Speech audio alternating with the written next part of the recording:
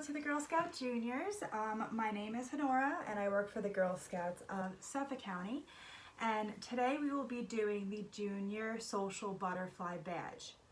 So, we're used to talking to our own friends, and I know sometimes it can be a little difficult to be able to feel comfortable in any situation. You might be in a place where, for instance, if you came to one of our badge programs at any of our offices, it might have been a little nerve-wracking to be in a room full of girls that might not be in your troop. It might be uncomfortable because you don't know them. So this badge is basically showing us how we can be comfortable in any situation. We'll be doing a few activities. I know it's a little difficult during these times because we can't physically go out and meet new people, but this can still prepare us for other situations. As you get older, you're going to be facing a whole bunch of different situations. You might be at a formal dinner and you need to learn how to act appropriately, and at first it might seem a little odd or uncomfortable because you're not used to it. And you might, in the way future, when you're my age or even a little younger, you're going to be interviewed for maybe a job or for a college internship or even acceptance, and you'll be interviewed. So being able to act accordingly to the situation that you're in is a very important skill to have. So for this part is I'm going to show you about table manners and table etiquette. So this is also going to show us how to prepare for a special event. And we are going to show you how to do a correct place setting for a special event. So if you were on our Facebook, Instagram, or our Girl Scouts of Suffolk County website, these were worksheets that were provided for you. And for instance, this is the place setting example. It was for practice, so when you print this out, you can actually cut out each individual piece, forks, knives, spoons, plates, napkins, so that you can practice first. And then this is the correct order of the place settings. So I'm going to show you how to do this. What you'll need for this activity is a drinking glass. Now these are just for practice, but it's also a good skill to have to practice at home with your family. It would take a lot of stress off of your moms and dads and family members if you could set the table every night.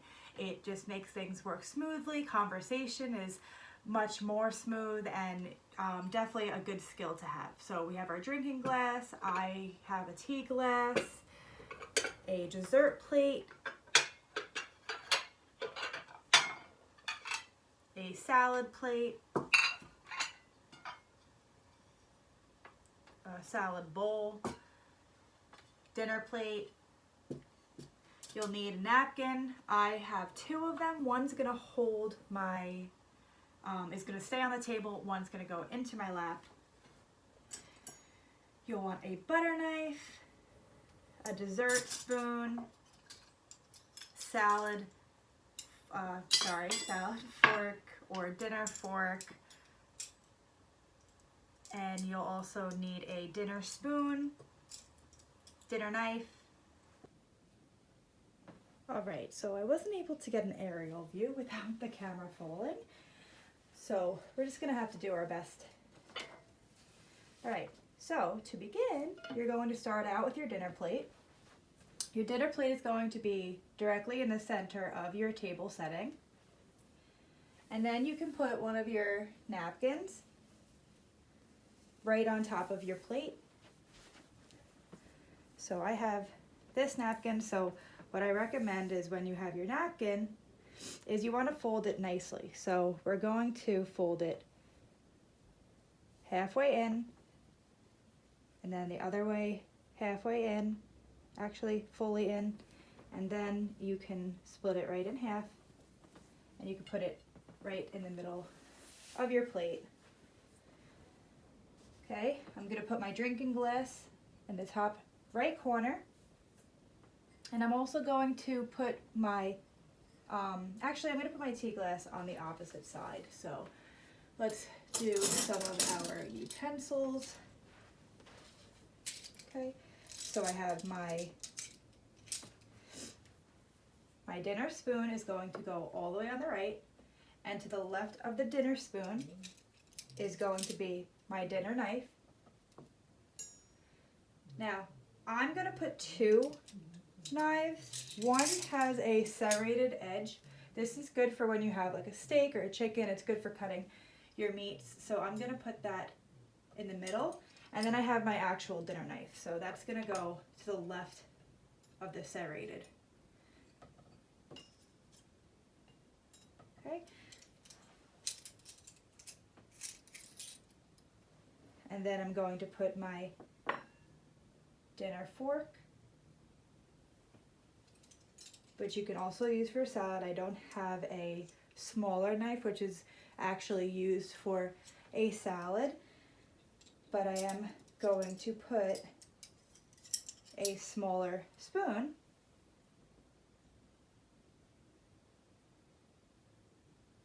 Okay. And I'm actually going to remove my napkin because we want this to be a little bit more formal. What I want to do is I want to add a salad plate and a soup bowl, which is fine to use with our spoon over here. That's a perfect spoon to use for it. And then the top left corner is going to be my my butter. I'm going to replace my napkin there. My butter knife is going to go here, and this is going to be a plate for my bread and butter. And then I will put 1 or 2 spoons for our dessert plate. And since we are going to have dessert, I'm going to put my dessert tea glass on there. So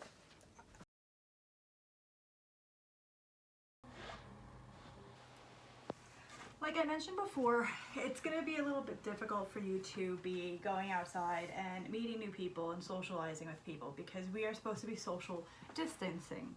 So you don't want to be around people you don't know. You don't want to be in the vicinity closer than 6 feet apart. But I did want to show you how to do some vases to show people that you care. So we're going to think about some scenarios. You'll think about this and practice them at home. You might want to come up with a skit to practice it with your friend, not your friends, with your family or your siblings, is coming up with ideas. So what you'll want to do is take 4 post-it notes and around the room come up with 4 different scenarios. So for instance, one area might be you have a new neighbor, or there's a friend on the playground that doesn't have anyone to sit with for lunch. There might be you're at a troop meeting and it's your first time being at a troop meeting. You've never met the girls before. So you'll come up with 4 of your own and practice how you're going to start a conversation. So I wanted to show you how to make some flowers out of tissue paper. And these flowers are going to be given to your next door neighbor, or they are going to be given to, you could drop them off on the doorstep of a nursing home or a hospital, the church, whatever you'd like to do. You can even drop it off at a friend's house if you're thinking of them. But this is a great way to show somebody that you care and to be kind and to be social enough to, say hello and hope that you're doing okay. We're thinking of you. We're in this together, and that's the basis of it. So what you'll need to have for this project, there's a bunch of different ways to do this. In our supplies, it said you needed twine, you needed, those are the supplies that are mentioned on my supply list that I left. Those are just additional ones, but the basics of the project, you'll need an empty jar. I'm actually going to be using an empty cut up seltzer bottle just because I didn't have any recyclable glass jars, so we got to use what we have. Some crayons or markers, whatever you have to decorate, some tape, you might need a stapler, some pipe cleaners. That's why it says you could use straws or you could use twine as well. I just happen to have pipe cleaners. You'll need scissors and some tissue paper. Okay, so we're gonna actually change the direction so you can see this a little bit closer, and I'm going to guide you through making some tissue paper flowers. So you'll need multiple layers. So I chose to use 4 green, 4 pink, and 4 lighter pink ones. So I'm going to gather it all together so that it's all in a square. And then I will start, if you've ever made a paper fan before, you will make a paper fan. So you'll fold upwards, then flip it, fold downwards, fold upwards, and continue that pattern. Up, flip, up, and keep doing so.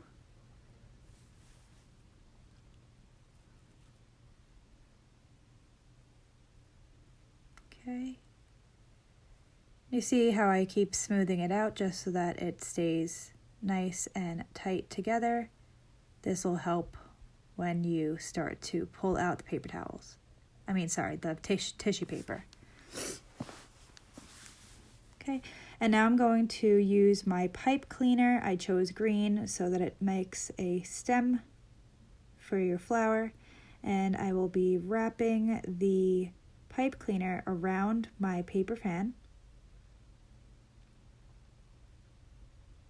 and twisting it so it stays nice and firmly to the paper so none of the pieces get loose.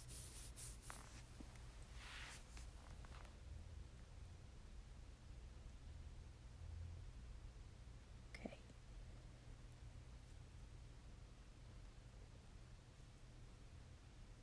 And now I will be using a scissor to trim the ends of my tissue paper into rounded edges. This will make it more floral instead of sharp edges, so it's a softer pull. And again, I will do the same thing on the other side. If it's not perfect, that's okay. Just try your best. Okay, and can be a little difficult just because there's multiple layers of paper. Push the scraps aside so that I have a nice clean area to work on. And here comes the fun part, and this is creating the actual petals. And the way you do this is you pull each individual piece of tissue paper upwards, and you want to do it in swift pulling motions. You don't want to grab it all at once, you don't want it to rip, and you want to be pretty gentle with it. You can always smush it a little bit through the process if it's not coming out the way that you like. But if you just stay patient with it, it will start to form. And what I like to do is when I pull each individual layer, I like to round it out a little bit just so that way you have enough space to make it look more like a flower. So now I smushed it together a little bit. And I'm going on to my second layer.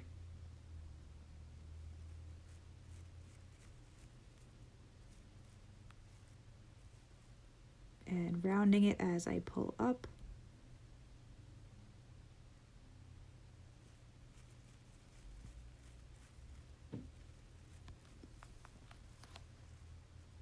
See, nice and gentle pulls. You don't see me grabbing it too hard, because then it'll rip.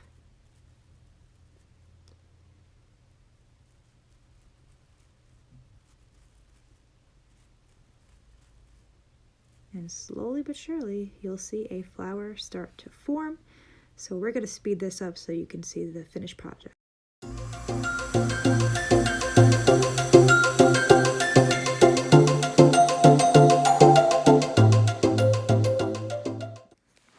So after you pull out all of the pieces of tissue paper, you'll have a beautiful flower. Okay, and what you'll want to do is you'll want to twist the bottom part. And now we're going to decorate our vase or vase to put it in. As I showed you before, I'm using a plastic container. This had seltzer in it.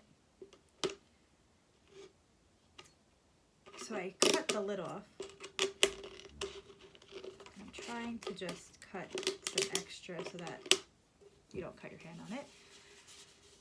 And what I'm going to do is I'm going to take my label off of this because I want to measure it out so that it fits perfectly with my background piece of paper. All right.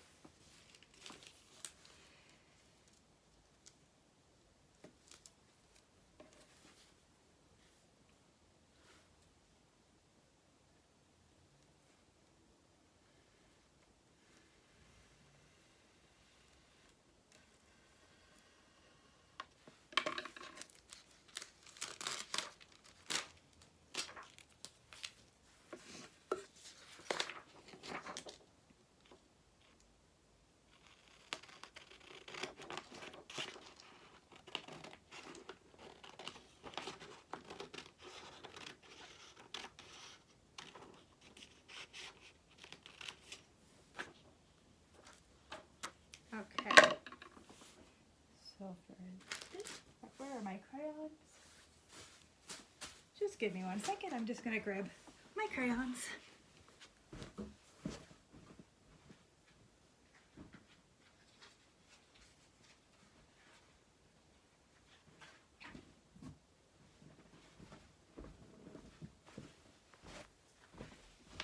Okay,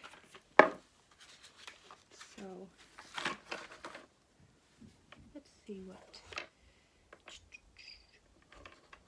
My favorite color is purple, so I'm going to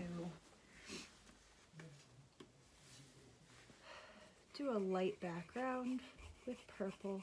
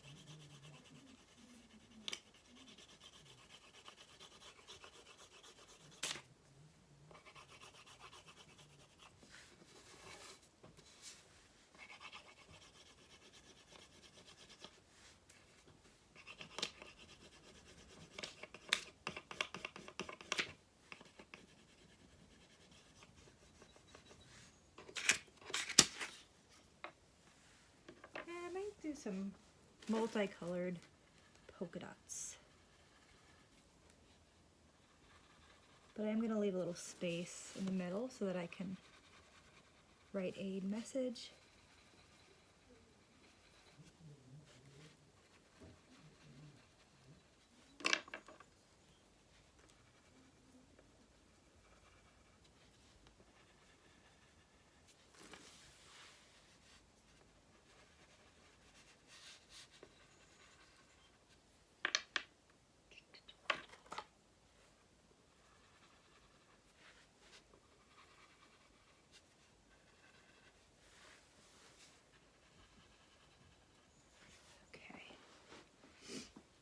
So now I'm going to write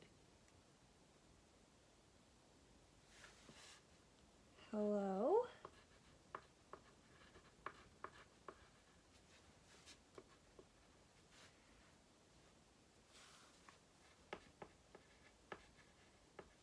Hope you or you're staying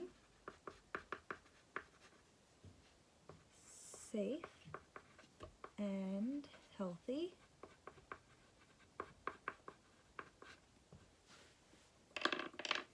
Here's, oh, that one broke. Here, some flowers to brighten your day.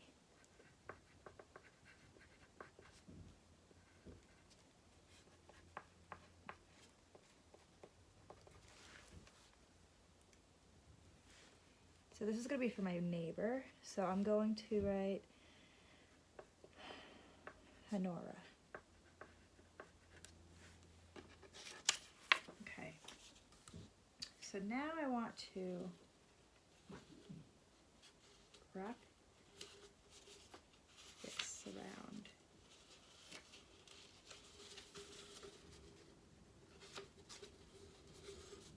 Okay,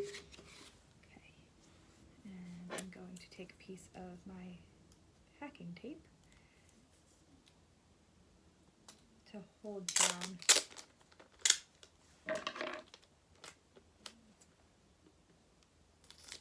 my piece of paper.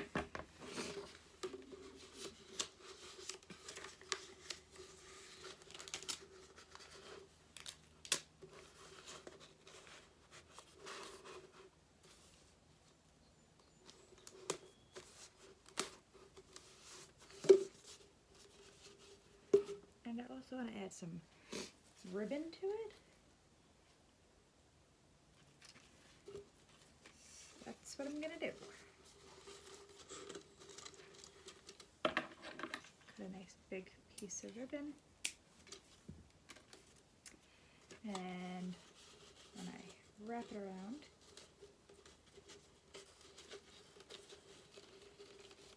I'm going to pinch the center of it so that way I can create a ribbon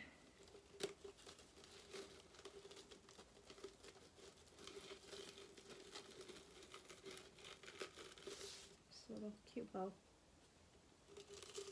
Alright, so now I can put, oops, I can put my beautiful flower in here and leave that on my neighbor's doorstep. Alrighty, so I hope you girls had a great time with me today doing our social butterfly badge. Like I said, at home, I do want you to continue to practice ways to start conversation in uncomfortable situations or new situations. You might want to remember your first day of school. If you met somebody new, how did you start the conversation with them? I want you to always remember to say please and thank you. Keep practicing how to do a table setting. It would be very helpful to your family. It's also a good thing for you to get used to staying organized and setting up a beautiful place setting for the holidays or a birthday party, so that once we can start social gathering again, you'll be equipped and ready to go. I hope that you're having a great week and that you continue to have a good week. You're staying safe and healthy, and hope to see you all soon. And we'll actually see you next week for some more virtual programs. All right, bye.